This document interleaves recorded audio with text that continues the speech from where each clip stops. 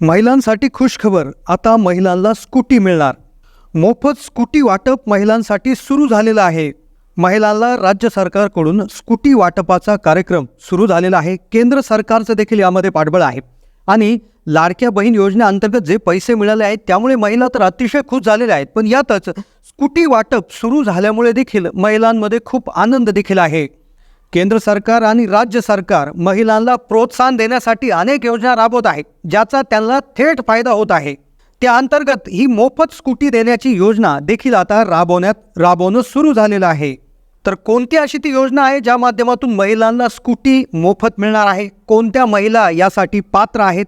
काय कागदपत्र लागतात? कसा अर्ज करायचा ज्यामुळे तुम्हाला मोफत स्कूटी त्या ठिकाणी मिळणार आहे?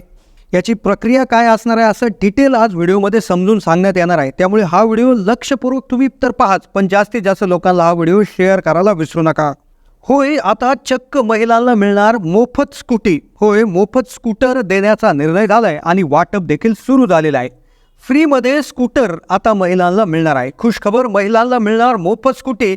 जाणून घेऊयात या योजनेसंदर्भात संपूर्ण माहिती.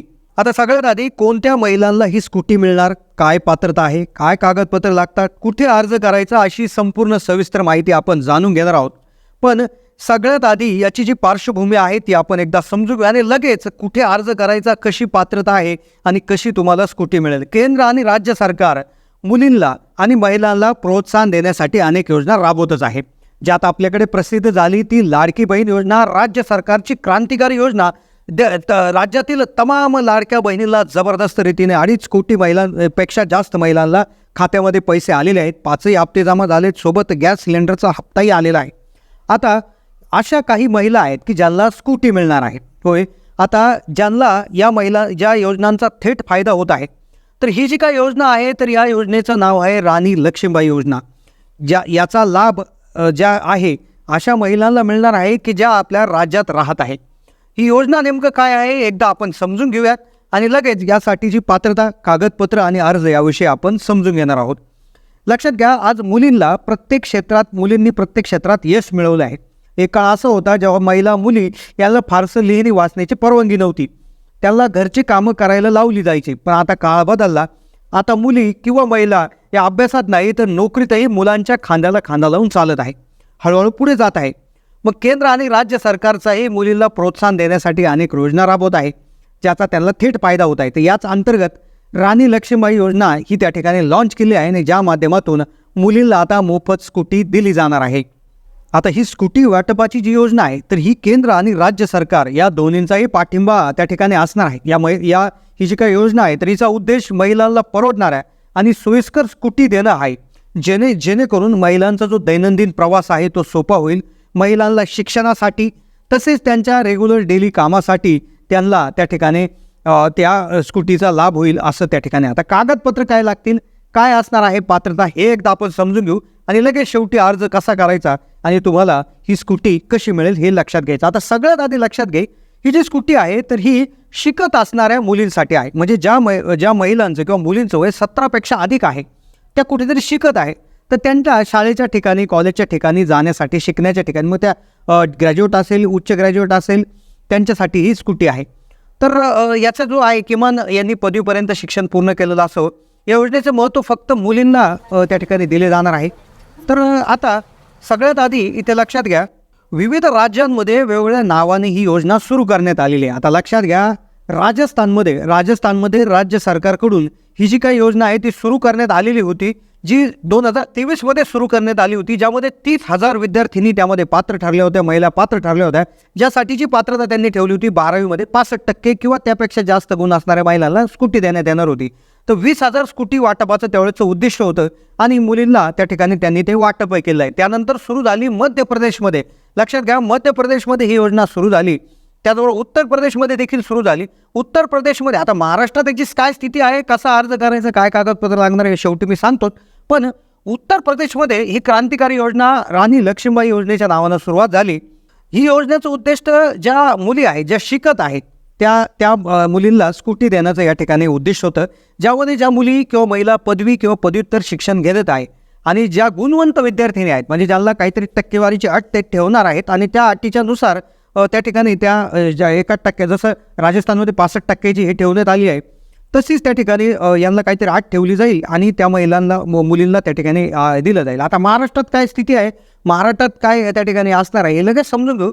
पण तत्पूर्वी अजून एका राज्यात लक्षात घ्या, 2024मध्ये केंद्र आणि राज्य सरकार त्या ठिकाणी यांनी काय केलं आहे, तामिळनाडू सरकारनं देखील अलीकडे अम्मा 2 व्हीलर ही योजना सुरू केली. लक्षात घ्या, तामिळनाडू देखील याच्यामध्ये मागं राहिलेलं नाही.